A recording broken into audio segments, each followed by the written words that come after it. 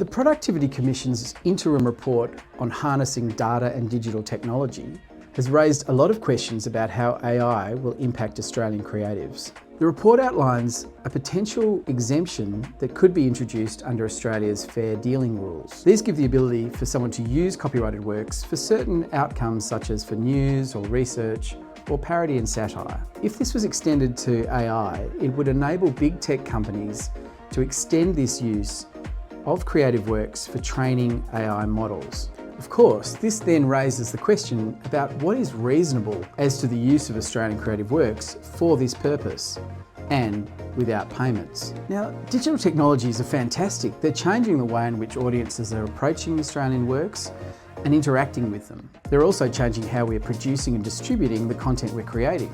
However, the growing use of AI overall can't come at the expense of this whole ecology. Australia's current copyright laws have protected our Australian creative communities for decades, and this includes the facilitation of licensing arrangements to make sure that payment is made for the use of copyrighted works. The advent of AI should not change this. If we were to allow what has been built for decades by Australia's creative communities to be used by tech companies without payment, this would be devastating, and of course would have a lasting impact upon our community, the economy, and our sense of being able to tell Australian stories. SPA supports AI regulatory settings that are proportionate and risk-based, where AI can be used for the benefit of Australians, but not for their detriment. And of course we want Australia to succeed on AI and be a leader in the innovation it offers, but not at all costs. The leadership has to be on fair terms. Now, we'll continue to work with the Australian Government, in particular the Australian Attorney-General's Department, and to ensure that AI is adopted in a fair and reasonable way.